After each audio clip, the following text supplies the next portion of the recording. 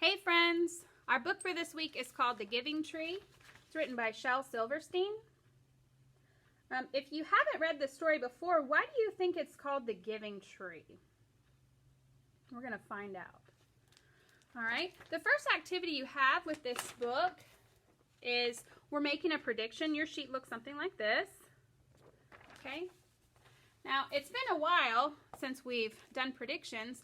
When we make a prediction, we make our very best guess about what we think is going to happen in the book, okay? We don't want to make silly predictions like, I think that aliens are going to come and take the tree to outer space, right? That doesn't really make sense. We want to use what we already know from the story, and we want to make our very best guess. So when we get to that point, I'll go ahead and let you know to pause the video. You can pause it and fill out the top part of your worksheet, okay? All right, here we go. The Giving Tree by Shel Silverstein. I love this book. Once there was a tree, and she loved a little boy. And every day the boy would come, and he would gather her leaves and then make them into crowns and play king of the forest. He would climb up her trunk and swing from her branches and eat apples. And they would play hide and go seek.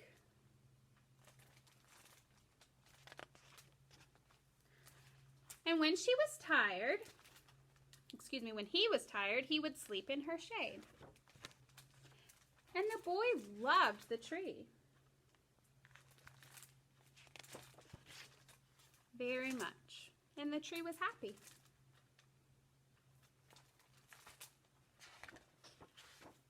But time went by. Take a look at the illustration of the boy. You can notice he's gotten older. And the boy grew older. Take a good look at the illustration now. See the two sets of feet? You think maybe the boy's found a girlfriend or a wife? And the tree was often alone.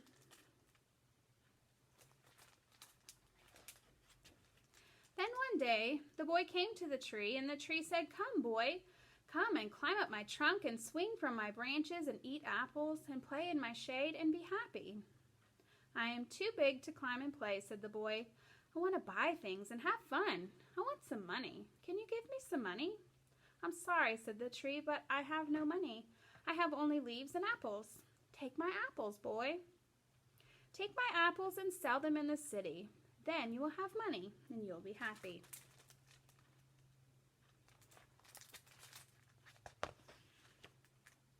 And so the boy climbed up the tree and gathered her apples and carried them away.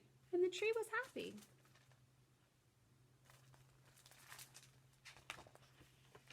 But the boy stayed away for a long time, and the tree was sad. And then one day the boy came back, and the tree shook with joy, and she said, "Come, boy, climb up my trunk and swing from my branches and be happy." "I am too busy to climb trees," said the boy. "I want a house to keep me warm," he said. "I want a wife and I want children, and so I need a house. Can you give me a house?" "I have no house," said the tree. "The forest is my house, but you may cut off my branches and build a house. Then you will be happy."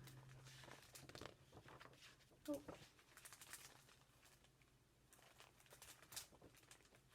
And so the boy cut off her branches and carried them away to his house, to build his house.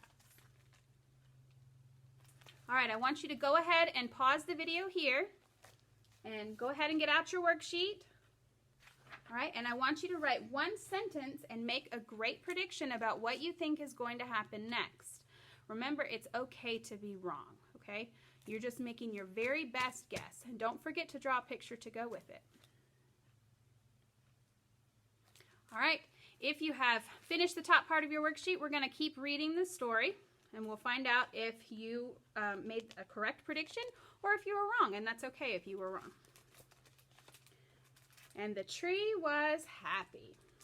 Why do you think the tree's happy if she gave the boy all of her branches?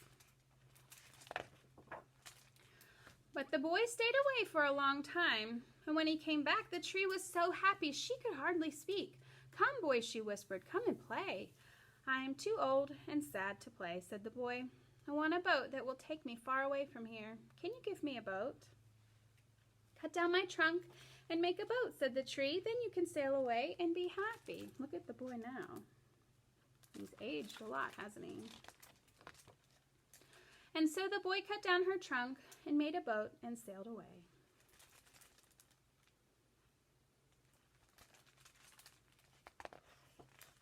And the tree was happy, but not really. Why do you think on this page it says the tree was happy, but not really? Think about that. And after a long time, the boy came back again. "I'm sorry, boy," said the tree, "but I have nothing left to give you.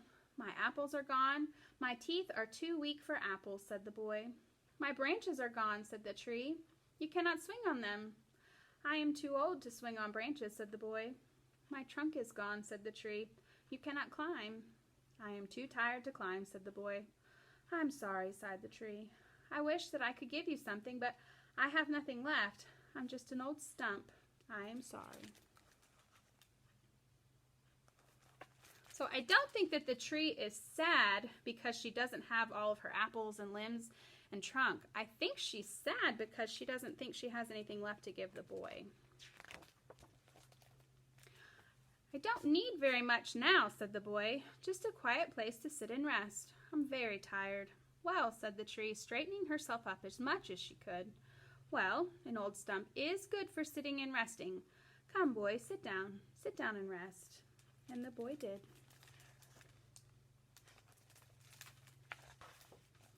And the tree was happy. The end. All right, on the bottom of your worksheet, it says, write what happened in the text. So what actually happened after the boy took the tree's branches? And then it says, was my prediction correct, or did the author surprise me? Now again, if your prediction was not correct, you don't need to go back and erase it and write a new one.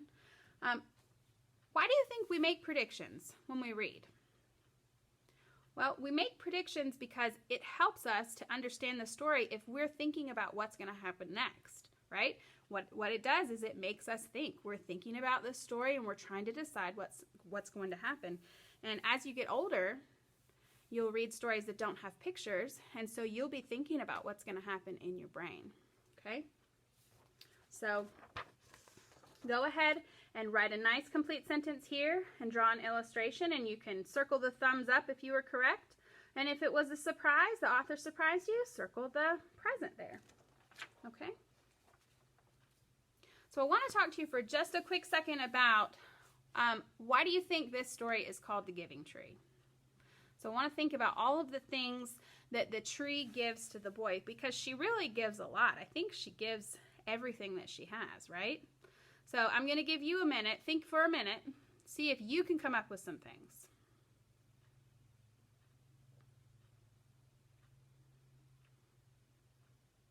It's hard to do through a video, isn't it?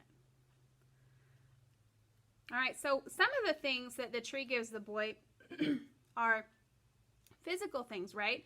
She gives the boy her apples and her leaves and her branches and her trunk.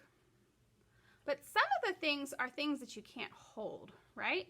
So the tree gives the boy shade and a place to climb and swing, and her friendship. That's a really important one. And then at the very end, what does the tree give the boy? A place to sit and rest, right? All right, I hope you liked this story. Let me know if you have any questions. I'll talk to you soon.